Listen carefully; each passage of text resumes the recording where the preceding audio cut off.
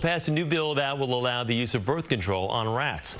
The pilot program will first start in a small section of the city within about 180 days, and the measure is aimed to help save wildlife and was inspired by Flaco, the Eurasian owl who died as a result of rat poison. Joining us now to discuss is Rita McMahon, director of the Wild Bird Fund. Rita, welcome. Good to have you with us.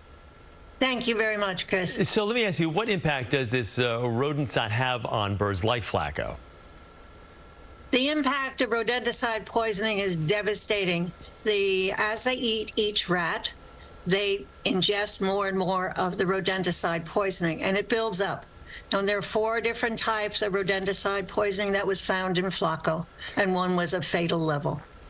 So how often are birds like Flaco found with poison in their body? Can anything be done, once they've ingested any of these poisons to kind of reverse that so they don't end up having the same fate as Flaco?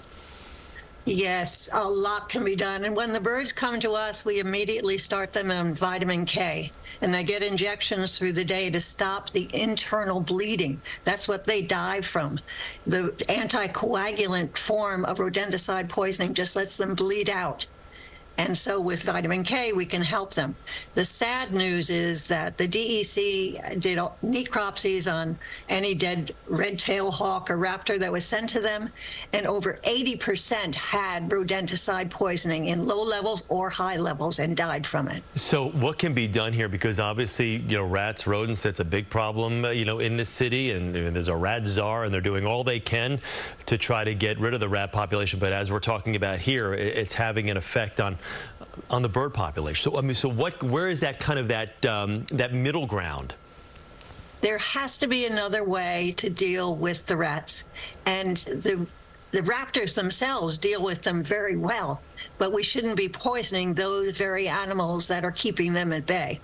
And with this pilot program, we're hopeful that could be a wonderful way to rid ourselves of rodenticide poisoning. And does the city seem receptive to opening, their minds to some other ideas, or is it just like we're just going to poison them and just try to flush them out that way?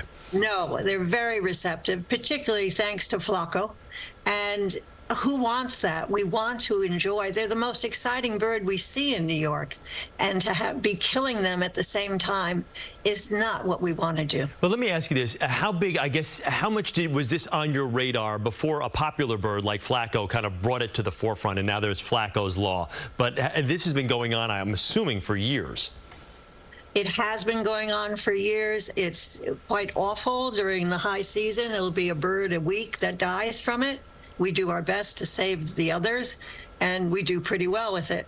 But it's just removed that source. If this pilot program works, everyone will be happy. And let me just ask you, should someone come across a bird who is sick, what should they do?